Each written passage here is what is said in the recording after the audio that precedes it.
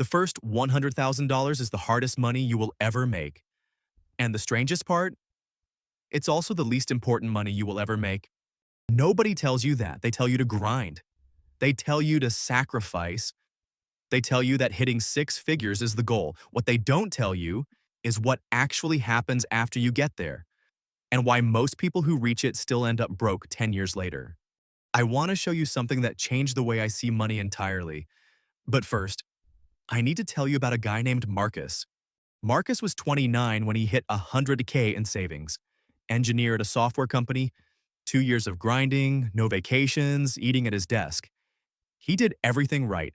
And when that number finally cleared in his account, he felt almost nothing. A week later, he bought a car he didn't need. 6 months later, he was back to 60K.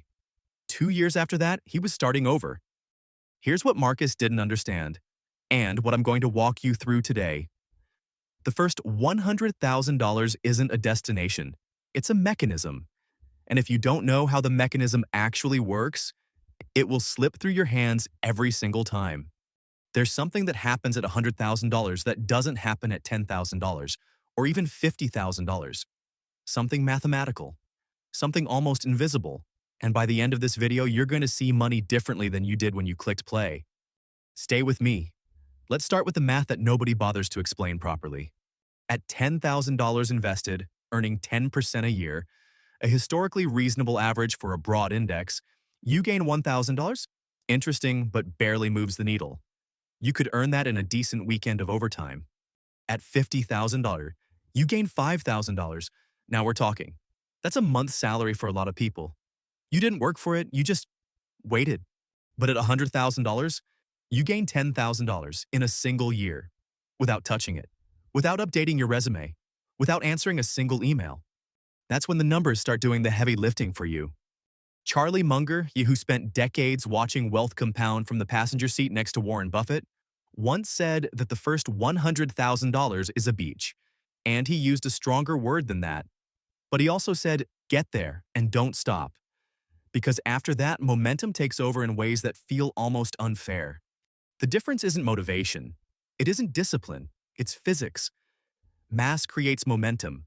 Money, past a certain threshold, starts behaving the same way. Drop a comment below. Are you currently working toward your first 100K, or are you already past it? I'm genuinely curious where you're at. Now here's where most people get it catastrophically wrong. They treat the first $100,000 like a finish line. They've been in scarcity mode for so long, watching every dollar, skipping dinners, saying no to things, that when they finally arrive, their brain screams, release! You deserve this. You worked for this. Spend. This is called lifestyle inflation, and it is the single most common wealth killer in America. The research is brutal on this. Thomas Stanley spent decades studying millionaires for his book, The Millionaire Next Door, and found something that stunned him. The wealthiest people in America, real, lasting wealth, were not the ones making the most money. They were the ones who kept their lifestyle anchored below their income, regardless of how high that income climbed. The person earning $80,000 and saving $20,000 is building a different life than the person earning $200,000 and saving nothing. The numbers look incomparable. The outcomes, long-term, are not. Marcus bought the car. That's the story of most people. The car, the bigger apartment, the upgrade. It all feels reasonable because it is reasonable.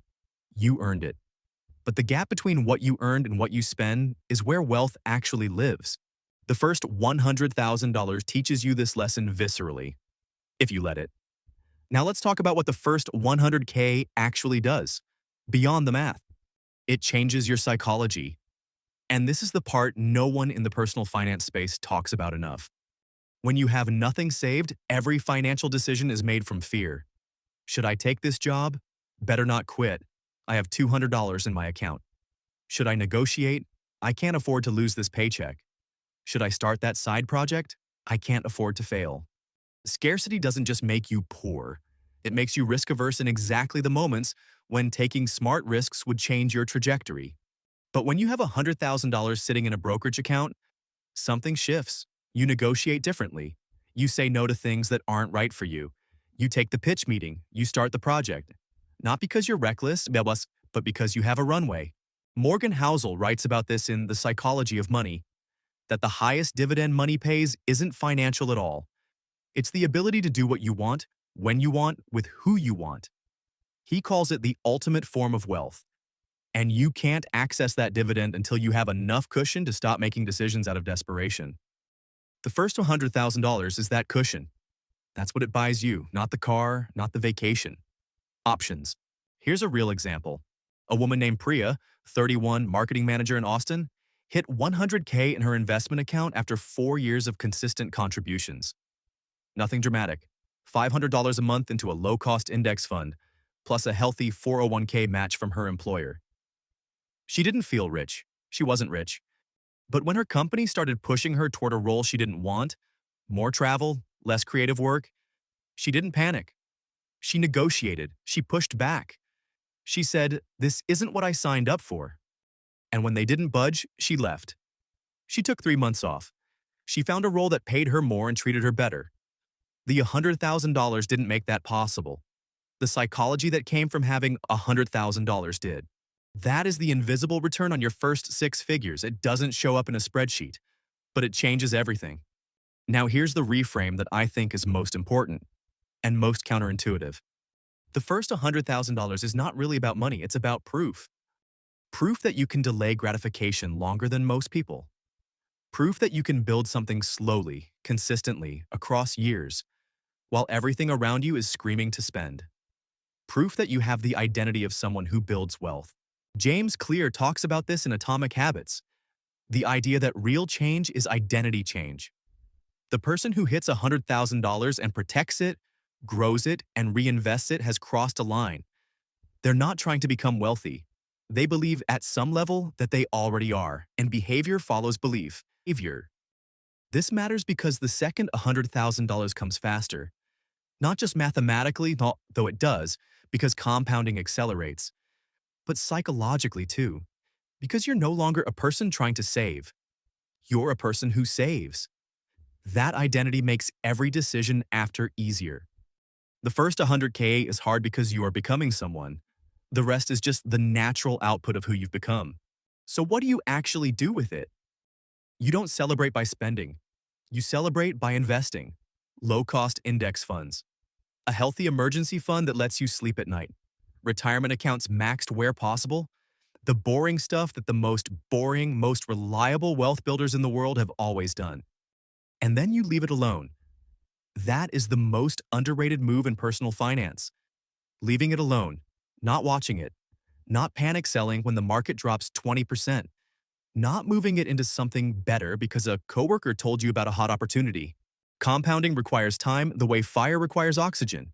Remove the time and the whole thing goes cold. The people who build real wealth aren't smarter than you. They don't have better information. They don't have a secret system.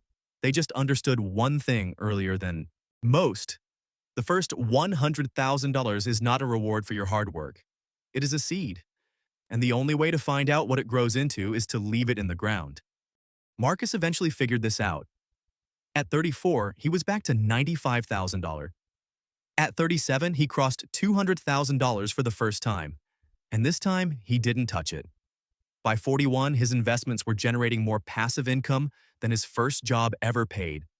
He told me once that hitting 100K the first time felt like winning. Hitting it the second time felt like understanding. There is a version of you 5 years from now who looks back at this moment and either thanks you or haunts you. The decision isn't dramatic. It's not one big choice. It's the quiet, boring, invisible discipline of keeping what you build and letting it grow. That version of you is watching. If this hit differently than you expected, share it with someone who's grinding toward that first 100K. They might need to hear this more than you did.